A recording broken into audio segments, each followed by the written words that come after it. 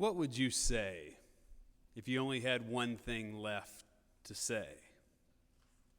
Over the centuries, we've gotten some pretty cool stories of the last sentence of people's lives. Beethoven was remembered as saying, "Friends, applaud.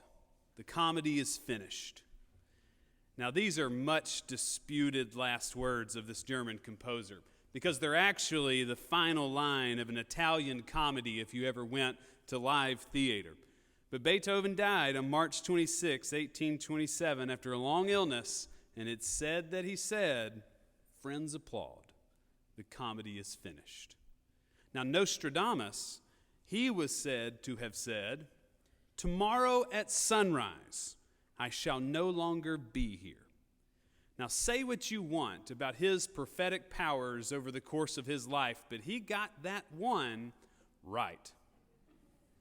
John Wayne died at 72 in Los Angeles. He turned to his wife and he said, "Of course I know who you are. You're my girl, and I love you." And then he died. Harriet Tubman was dying in 1913. She gathered her family around her, and her last words on earth were, "Swing low, sweet chariot." What would you say if you only had one thing left to say? This is where we are this month as we're studying 2 Timothy. Paul is in prison and he's near death. He pens a letter to the young minister Timothy, and he says the one thing left that he needs to say. It's a short letter, but he manages to pack a ton into just 4 chapters. And we're taking each chapter through the month of November. Today, we're in chapter 2, starting in verse 8. "Remember Jesus Christ, raised from the dead, a descendant of David. That is my gospel." This is Pauline theology at its finest. Paul argues that these 2 things are the most important you can claim in the gospel. And he claims it multiple times over. You see this same claim in 1 Corinthians 12, 1 Corinthians 15, Romans 4, 6, 7, 8, and 9. And the 2 things are this. The first, Jesus was raised from the dead. This is hugely Pauline. For Paul, Jesus is so much more than just a moral archetype that we can follow and to do actions and think like. He actually is raised from the dead. The second thing is he's a descendant of David. This is also important to Paul. Jesus descends from the line of Judah. He is the product of all of the stories, all of the history, and he entered this world truly Jewish, the descendant of all things Jewish, the rightful Messiah of Yahweh, the Christ, and he was raised from the dead. These 2 things matter most to Paul's theology. So that's why he says in verse 9, "This is my gospel, for which I suffer hardship, even to the point of being chained like a criminal. But the word of God is not chained." What a line. These last words are powerful. The word of God is not chained. It is free. It is alive. The Holy Spirit dwells within the pages of the Bible and offers us life-altering, life-shaping truths. And this is what Paul is being chained for, because he didn't think Caesar was Lord. Jesus is Lord, raised from the dead, a descendant of David. I think we take for granted the words of the Bible. We don't hold them like Paul does. It's not life or death to us. He says, "I'm chained like a criminal," but the word of God is not chained. Paul doesn't want Timothy to forget this truth. So he says in verse 14, "Remind them of this. Warn them before God that they are to avoid wrangling over words, which does no good, but only ruins those who are listening. Do your best to present yourself to God as one approved by Him, a worker who has no need to be ashamed, rightly explaining the word of truth. These are the critical 2 verses of chapter 2 that we need to pull apart. We cannot be people who wrangle over words. It does no good, but only ruins those who are listening. It brings shame to us and them. Now, for the sake of not confusing you, we stopped reading at verse 15. But if we kept reading at verse 16, we would learn what it is that is being wrangled over. Paul gives us insight on what the argument is about. So let me read you 16 through 18. Avoid profane chatter. It will lead people into more and more impiety, and their talk will spread like gangrene. Among them are Hymenaeus and Philetus, 2 people, who have swerved from the truth by claiming that the resurrection has already taken place. They are upsetting the faith of some. Now, Paul's getting into the weeds here, but this is helpful for us. Paul's friends have abandoned him. We learned this in chapter 1, except for Timothy. These ex-friends of his are preaching a theology that's not in line with Paul's. Paul's is, Jesus was raised from the dead, a descendant from David. He calls out 2 of his old friends, Hymenaeus and Philetus. How would you like to be one of these 2 people who are forever tarnished in the pages of Scripture as the wranglers of words, as the conspirators of words that detracts from Paul's missionary movements? It would be terrible. Well, as it turns out, they were preaching a bad theology. It's somewhat unclear in 2 Timothy, but we learn more in 1 Timothy, that they're preaching that there's no future resurrection for us. The return of Jesus won't happen. It's probably in their minds already happened, and they are currently living in the end of days. For Paul, this is categorically false. And he's telling Timothy, you got to put this to bed. You got to speak well and speak with authority. Be clear. Don't get entangled into their mess. Stay focused on the truth. Jesus was resurrected. He's a descendant from David. Don't be ashamed of this message. What is also quite clear to me here is Paul is using both his time and his energy near the end of his life to say something more to Timothy. Don't get involved in word battles that breed distrust. Don't get into conversations that breed confusion. Don't waste your time on things that breed deception. Just don't get wrapped up in it. Don't let your talk spread like gangrene. Paul literally says that. That is in your Bible, verse 16. Amazing. So let me frame this for you.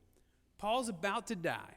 He writes to Timothy this letter encouraging him not to be ashamed of who he is and the work they've already done and the love and the energy and the salvation and their message they're going to spread for years to come. And then he warns Timothy, and as you go, don't wrangle with others with your words.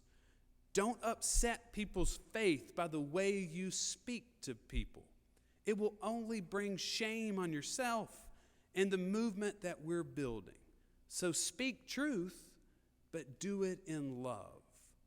This is powerful. How we speak to others matters. How we talk about God matters. How we engage in dialogue and relationship with others matters. The words we use should be thoughtful. I think if Paul were here today, this would apply to both all of us in person and how we interact with others online. It is no secret that social media is a petri dish where wrangling with words takes place. Now, good, beautiful things happen online too. You can make real connection with people. You can experience depth and love online, but it is clear that the internet has also been used for the spread of misinformation. We see this in politics, and it is also used to spread confusion and deception. Psychologists have already proven that in intense amounts of online engagement, it makes all of us more depressed and less connected with people. It makes us more angry and more likely to engage negatively with our peers. Now, Taylor Swift, the pop icon, just released a new album this year. And there's a track on that album that speaks to our online wrangling. The song is called "You Need to Calm Down." It's a great song, but my gosh, think of the fact that her whole music team, the entire music industry that supports and props up all of her work, that they knew that they could capitalize on this cultural construct, that our online presence, the amount of trolling and wrangling that takes place, that whole music industry, they knew that they could write a song that would resonate with our frustration and our reality. And her message to us is, you need to calm down. Paul would endorse that song. I think it's a good rule of thumb when engaging online and when talking face to face. Think about if what you're trying to convey is birthed from good fruit. Does it come from a good place inside of you? You can say hard things online. You can say hard things face to face to people. But are you saying those things to be hurtful, to spread misinformation, or just to be mean? Or are you saying it from a place of love, a place that bears good fruit in the world? Because this difference matters. It did for Paul. It's why he said it to Timothy, and it should for us too. I want to tell you a story that's going to appear to have nothing to do with what we're talking about, but it will at the end. I walked into the hospital room, and he was still awake. He just decided on his own accord it was time to stop fighting cancer, and he was going to live the remaining of his days as comfortably as possible, surrounded by the people that he loves. And I got to go into that room at that moment. I got to share that space with Steve Bowling. Steve was a member of the search committee here at First Baptist that brought my family to Waynesboro. He and Debbie were some of the first people we ever met, and they have left quite an impression on our family's life. We're not the only ones. There's an entire generation of people in Waynesboro who have been influenced and touched by the two of them. Steve taught 3-, 4-, and 5-year-olds in Sunday school here at First Baptist for over 2 decades. You couldn't grow up at First Baptist without having been rocked or taught, sung to, or read Bible stories to them by Steve. He loved kids. He visited every single child at First Baptist in their homes during the week. As a volunteer, he did this. He wanted everyone to know that they were welcome at First Baptist, and we had space for them to learn and to be loved. Steve was an amazing man, and he represents to me someone who understood why we shouldn't waste time wrangling with words. We had something more important to be about. Steve spoke from a place of love. His actions were birthed from good fruit and deep trust. On that sacred day when I went into the hospital and Steve had made the cognitive decision to stop treatment. Now, I was in there with Debbie and their son Stevie, and Debbie's sister were also in the room. So what I'm about to say, I am not making up. They can corroborate this. I asked Steve if he was worried about dying, and he said no. there was a peace that went beyond understanding for him. He wasn't scared. He was tired. He had fought pancreatic cancer for 2 years. As our conversation continued, I remembered in that room how Steve loved talking to me about my sermons. He especially liked to send me paragraphed text messages at 12:30 on Sunday on how my sermons could have been better. I'm not joking.